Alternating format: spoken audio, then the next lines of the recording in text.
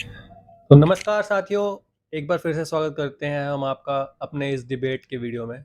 आज हम बात करने वाले हैं दिल्ली में नई सरकार के कार्यकाल में किए गए कार्यों के बारे में। तो आज हमारे साथ फिर से मोनू जी हैं। तो चलिए इनसे कुछ सवाल जवाब करते हैं और इनकी राय सुनते हैं।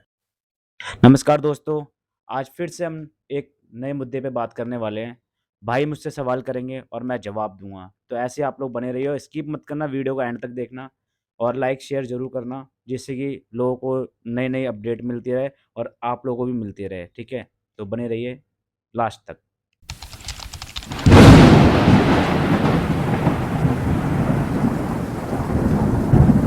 तो मोनू जी, सबसे पहला सवाल मैं आपसे ये करना चाहता हूँ कि दिल्ली में जो अभी नई गवर्नमेंट बनी है, उनके कौन-कौन से कार्य आपको सही लगे और कौन-कौन से कार्य आपको गलत लगे? क्या आप उनके कार्यों से संतुष्ट हैं या नहीं? आपका क्या कहना है इस पे? हाँ, तो मैं आपको बता दूँ कि काम की बात जो नई सरकार आई है दिल्ली में, मैं उनके काम को लेके क्या ही बताऊँ आपको मैं। सच बात तो ये है कि मुझे एक भी काम अभी तक नहीं दिखा। वो मैं आपको बता देता हूँ। सबसे पहला मुद्दा तो ये है, जिससे पूरी दिल्ली परेशान है, पूरी दिल्ली के नागरिक परेशान हैं, वो है क्राइम। क्राइम इतना बढ़ गया है कि मैं इतना बड़ा हो चुका हूँ, लेकिन मैंने अभी तक इतना क्राइम नहीं देखा था दिल्ली में जितना जब से नई सरकार आई है, जब से ज़्यादा बढ़ चुका है। क्योंकि इनको या तो सज़ा नहीं मिल रही है या तो कुछ ना कुछ नाटक बना के ना छोड़ दिया जा रहा है, इसलिए इनकी हिम्मतें बढ़ रही हैं। रात में, दिन के दिन लोगों की जेबें कट जा रही हैं, मर्डर हो जा रहे हैं, कुछ भी हो जा रहा है। सबसे पहला मुद्दा ये है, इसके ऊपर काम करनी चाहिए सरकार को। तो मेरा दूसरा सवाल ये है कि रोड और इंफ्रास्ट्रक्चर से रिलेटेड आज की सरकार ने, जो दिल्ली में अभी प्रेजेंट में है, उसने कोई कार्य किया है या नहीं? आपका इस पे क्या कहना है? तो मैं आपको बता दूँ जो सच है और सच अगर आप लोग भी जान लो तो प्लीज़ कमेंट ज़रूर करके बताना कि ये सच है ना बिल्कुल जो मैं बोल रहा हूँ। सबसे पहली बात कि रोड की बात मैं इतना बड़ा हो चुका हूँ, दिल्ली के अंदर अभी तक मेरे को समझ नहीं आई कौन-सी पाइपलाइन रह गई है जो डल नहीं पाई। रोड बनते हैं 10 साल बाद और वो 1 महीने पूरे कंटिन्यू 1 महीने रहते हैं, उसके बाद फिर दोबारा पूछ तोड़ देते हैं, खोद देते हैं। फिर पूछो उनसे कि ये क्या हो रहा है, तो फिर कहते हैं पाइपलाइन डल रही है, कोई केबल डल रही है। तो मुझे एक बात समझ नहीं आती सरकार की कि अगर आप एक ही बार तोड़ लो ना, एक ही बार सारी लाइनें डाल लो, लेकिन मेरे को समझ नहीं आ रहा है ऐसा क्यों होता है, क्यों पब्लिक को परेशान किया जा रहा है। मैंने थोड़े दिन पहले ही देखा एक एम्बुलेंस पानी में वहाँ खड्डा था, खोद रखा था, पानी भरा हुआ था, उसमें अटकी रह गई। तो किसी भी ना नॉर्मल बंदे की जान की कोई परवाह ही नहीं सरकार को, तो इस पे काम करना चाहिए, ठीक है? रोडें सही बनने चाहिए। पहले सरकार ने क्या करा, इससे मुझे कोई मतलब नहीं है, लेकिन जो अब आई है, हमने आपको कोई उम्मीद से जिताया है, तो आपको अपनी ज़िम्मेदारी पूरी निभानी चाहिए। रोडों को सबसे पहले सही करवाना चाहिए। जिससे आम जनता बहुत दुखी है, इतनी दुखी है ना, वो एक नॉर्मल बंदा हर कोई जानता है जो रोड पे चल रहा है और जानती ये चीज़ सरकार भी है, पर उन्हें अपने फ़ायदे के अलावा, अपने सुकून के अलावा कोई मतलब नहीं पब्लिक से। क्या हो रहा है रोड पे, कौन मर रहा है, कौन जी रहा है, कोई मतलब नहीं है। अब कोई जॉब पे जा रहा है, वो कैसे पहुँच पा रहा है, उसकी जॉब ही छूट जा रही है भाई क्योंकि एक दिन कोई पैसे दे रहा है, तो ये तो है नहीं कि रोज़ लेट आओगे तो भाई रखेगा वो, ठीक है? आप लोग भी इस चीज़ से एग्री होंगे। तो उसकी नौकरी चली जा रही है, अब वो क्या करेगा बताओ? कैसे घर चलाएगा अपना? इसका ज़िम्मेदार कौन है? सरकार ही तो है ना क्योंकि हमने भाई हमारी उम्मीद उन्हीं पे टिकी है ना, हमने उन्हें जिताया इसलिए है। लेकिन उनको पब्लिक से कोई मतलब नहीं है। हॉस्पिटल जाओ, अभी मैंने एक और नया रूल देखा हॉस्पिटलों में, घर से टोकन बना लो ऑनलाइन, है ना?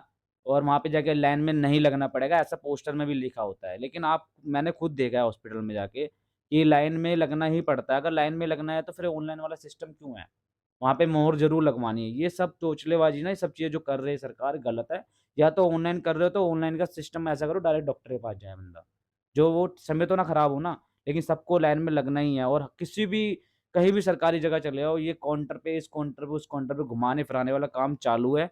इस पे कार्रवाई होनी चाहिए सख्त से सख्त, ठीक है? ये सब कुछ बेकार है, समय खराब कर रहे हैं। आधी ज़िंदगी तो नॉर्मल मिडल क्लास बंदे की लाइनों में लगी निकल जा रही है, सच्चाई है। अभी तक देखता आ रहा हूँ, इसमें कोई चेंजेस नहीं है, कुछ भी नहीं है।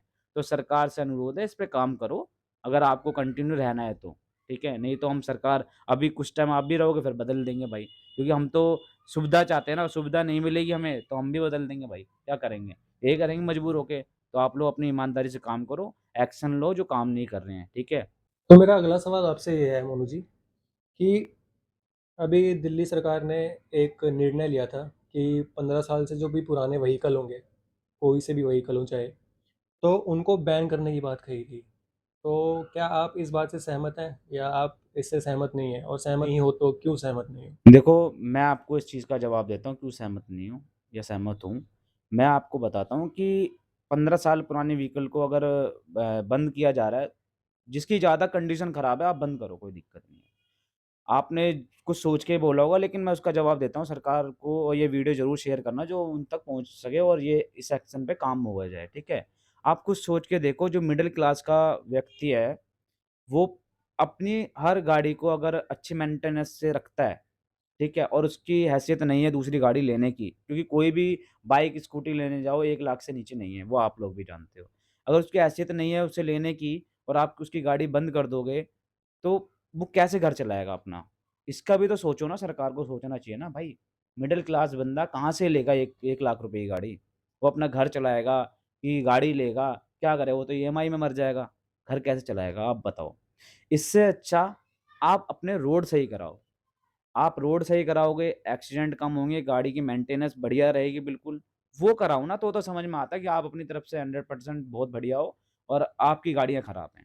समझ रहे हो? उस पे काम करो जिस पे काम करना चाहिए। ये जो पब्लिक को परेशान करने वाला जो सिस्टम आप लोगों ने बना रखा है, ये गलत है। इस चीज़ को चेंज करो, ठीक है? हाँ, जो आपको गाड़ी लगती है कि भाई इसकी बिल्कुल कंडीशन खराब है, जिसने मेंटेनेंस नहीं कर रखी, उसको बेशक बंद करो, पर लेकिन मैंने बहुत लोगों को देखा है जिनकी गाड़ियाँ बहुत पुरानी है, लेकिन उन्होंने मेंटेनेंस बना के रख रखी है, क्योंकि वो दूसरी गाड़ी नहीं ले सकते, ठीक है? तो समझो इस बात को, और इस वीडियो को इतना शेयर करो, जो सरकार तक जाए और इस पे एक्शन हो। मैं आपकी बात से बिल्कुल सहमत हूँ मोनू जी। तो मैं आपसे अगला सवाल ये करना चाहता हूँ कि बेरोज़गारी के बारे में आप कुछ बताइए। जैसे कि आज के टाइम पे पूरे भारत में इतने बेरोज़गार युवा हैं, उनके बारे में आप कुछ क्या कहना चाहेंगे? और क्या सजेस्ट करना चाहेंगे कि सरकार को ये एक्शन लेने चाहिए या नहीं? देखो, मैं तो ये बताना चाहूँगा भई, सरकार ने ठीक है माना कि मतलब देश के हर नागरिक को सरकारी नौकरी नहीं मिल सकती, मैं इस बात से सहमत हूँ, ठीक है। लेकिन सरकार की एक बात जो उन्होंने खुद वीडियो में बयान दिए गए हैं कि आप अपना काम खुद करो, प्राइवेट जॉब कर सकते हो, अपना खुद का बिज़नेस कर सकते हो, ठीक है।